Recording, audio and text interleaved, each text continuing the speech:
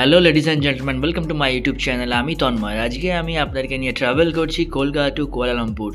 তো প্রথমেই আমাদের জার্নি স্টার্ট হচ্ছে আমাদের এয়ারপোর্ট থেকে, কলকাতার এয়ারপোর্ট থেকে, কলকাতার দমদম এয়ারপোর্ট থেকে, NSCBI এয়ারপোর্ট থেকে।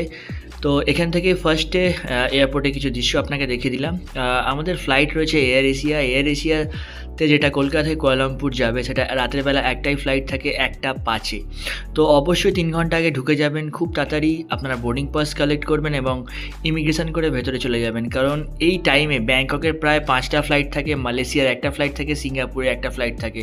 তো টোটাল জ্যাম প্যাক থাকে ইমিগ্রেশন। তো এটা আপনাদের ইনফরমেশনের জন্য বলে দিলাম।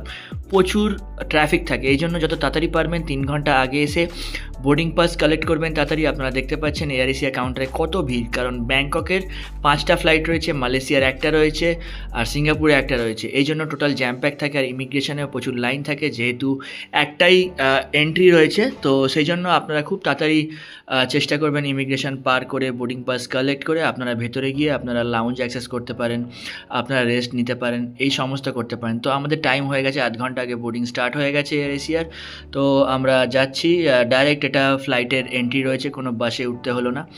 তো ফ্লাইটের পথে যাচ্ছি। তো সব থেকে আমি বলে দিই, যারা ইমিগ্রেশনে আপনাকে অবশ্যই কী চেক করছে, ইমিগ্রেশনে আপনার রিটার্ন টিকিট থাকতে হবে, আপ ডাউন রিটার্ন টিকিট থাকতে হবে, হোটেল বুকিং থাকতে হবে যে কদিন থাকবেন, আর আপনার MDAI মানে একটা অন অ্যারাইভেল কার্ড যেটাকে বলা হয়, অ্যারাইভেল কার্ডটাকে অবশ্যই আপনাকে ভরতে হবে। MDAC বলে থাকে, ওটা আপনাদের মালয়েশিয়ার একটা নিজস্ব সাইট আছে, ওই সাইটে গিয়ে করতে, আমি ডিসক্রিপশানে দিয়ে দেবো লিঙ্কটা।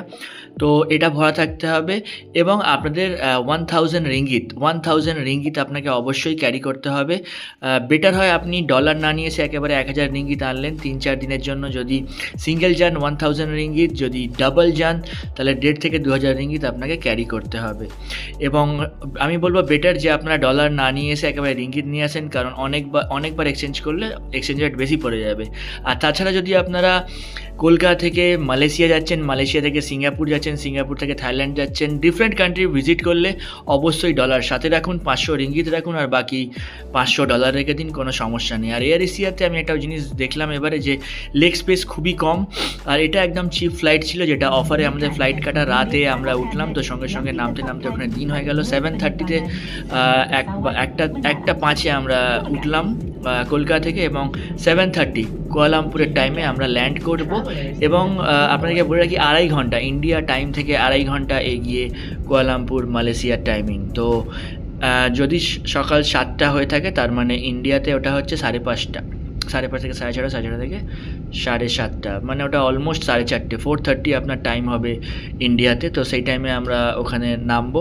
তো যাওয়ার সময় ওয়েদার অনেক খারাপ ছিল, সেই জন্য ফ্লাইট একটু ডিলে করছিল এবং ফ্লাইটে খাওয়া দাওয়া আনাগোনা ওঠা যাচ্ছিল না। তো সবাই বসেছিল, আপনাদের বাইরে এনভায়রনমেন্টটা দেখতে পাচ্ছেন। তো মালয়েশিয়াতে বলে দিই, একটাই ওয়েদার মালয়েশিয়াতে, সকালে গরম, বিকেলে বৃষ্টি।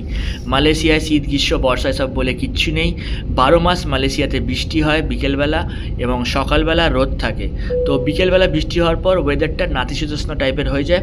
আর ওখানে যারা যাবেন অবশ্যই আপনি দেখতে পাবেন নামার পরে যে প্রত্যেক মানুষ বরফ জল খাচ্ছে। বরফ জল খেলে কী হয়, আপনার স্কিনটা টানতে থাকে, স্কিনটা ড্রাই হয় না। আর মালয়েশিয়াতে যখন আমরা ল্যান্ড করছি তখন পাম বাগান দেখতে পাচ্ছি, পাম গাছ আর পাম গাছ। মালয়েশিয়াতে পাম বাগানই আপনারা দেখতে পাবেন। আর বাদবাকি মালয়েশিয়া টোটাল কন্ট্রোল হয় চায়না দ্বারা। এখানে চায়না কোম্পানির গাড়ি, চায়নার কসমেটিক্স, মানে এভরিথিং ফ্রম চায়না মালয়েশিয়াতে কন্ট্রোল হয়। অ্যাজ এক্সাম্পল, যেমন নেপালে ইন্ডিয়ার ওপর ডিপেন্ডেন্ট, তেমনি মালয়েশিয়া হচ্ছে চায়নার ওপর ডিপেন্ডেন্ট। আর এখানে মালয়েশিয়ার নিজস্ব ম্যানুফ্যাকচারিং, নিজস্ব প্রোডাকশান বলে এখানে কিছু হয় না, শুধু পাম বাগান থেকে পাম তেল উৎপন্ন হয়, তাছাড়া আপনারা এখানে কিছু পাবেন না। আর এখানে তেলের দাম বলে দিই, ইন্ডিয়া থেকে পেট্রোল এবং ডিজেলের দাম হচ্ছে অর্ধেক। এখানে আমি দেখলাম 2.5 রিঙ্গিত, অলমোস্ট আপনার 3 দুগুণে 6, মানে ওই 55 থেকে 60 ইন্ডিয়ান কারেন্সি মতো হচ্ছে ওখানকার পেট্রোলের দাম।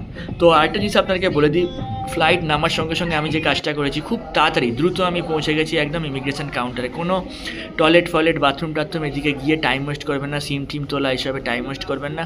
সবার ফার্স্ট কাজ হচ্ছে ইমিগ্রেশনে পৌঁছে যাওয়া, কারণ ইমিগ্রেশনে প্রচুর লাইন থাকে, যেহেতু ফরেনে প্রচুর ফ্লাইটস নামছে, এখান থেকে বিভিন্ন কান্ট্রি থেকে ফ্লাইট নামছে।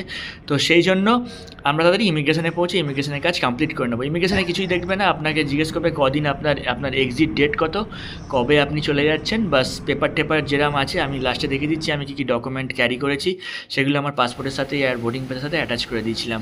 আর অবশ্যই বলবো যে মানি এক্সচেঞ্জ দেশ থেকে করে আনবেন, ইন্ডিয়া থেকে করে আনবেন, এখানে কিন্তু অনেক ভ্যারিয়েশন পড়বে।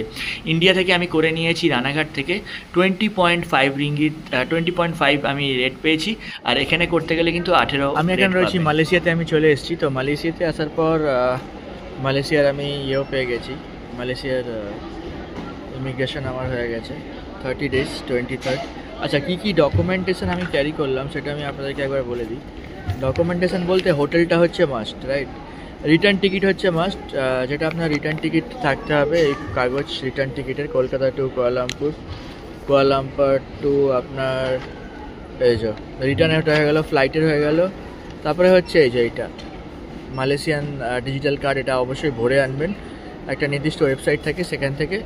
তারপরে হচ্ছে আপনার এইটা হোটেল বুকিং, যদিন থাকবেন তদিনের আপনার হোটেল বুকিং চাই, এটা কলকাতাতেও চেক করছে, মালয়েশিয়াতেও চেক করছে, রাইট।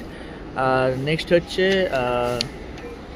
এটা একটা হোটেল যখন বুকিং করবেন তখন একটা ভাউচার বেরোবে, এটা আগোটাতে, এই যে আগোটাতে আপনি বুক করলে আগোটা থেকে এরকম আপনার একটা বেরোচ্ছে, যেটা মালয়েশিয়ান ট্যুরিজম ট্যাক্স, ওটা আপনার কেটে নিচ্ছে 30 মিয়ানমার, ঠিক আছে, ওটা চার্জের সাথেই কেটে নিচ্ছে, আয়নারে কেটে নিচ্ছে। তো লাস্ট হচ্ছে কারেন্সি যে ভাঙিয়েছেন 1000 রিঙ্গিত হচ্ছে মাস্ট, 1000 রিঙ্গিত আপনাকে এক্সচেঞ্জ করতে হবে। এই হচ্ছে আমার রেট, আমি 1000 রিঙ্গিত করেছি, এটা রানাঘাট থেকে আমি করেছি। অ্যাড্রেস চাইলে অবশ্যই কমেন্ট করবেন, আমি অ্যাড্রেস বলে দেবো। কলকাতা পার্কস্ট্রিট থেকে অনেক সস্তা।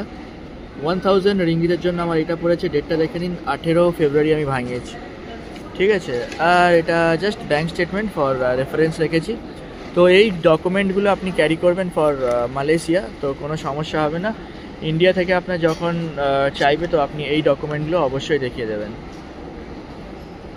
মালয়েশিয়াতে এসে সবথেকে চিপ অ্যান্ড বেস্ট হচ্ছে সেলকম ডিজি, এটা আপনি তুলবেন। আর একটা অনেকগুলো আছে, but Celcom Digi is the best. Celcom ডিজিটা তুলে নেবেন, কারণ এটা আপনার সস্তা পড়বে 25 রিঙ্গিত মাত্র। 25 রিঙ্গিতে আপনার 7 days আনলিমিটেড থাকবে, হোয়াটসঅ্যাপ, ফেসবুক, টিকটক, ইউটিউব।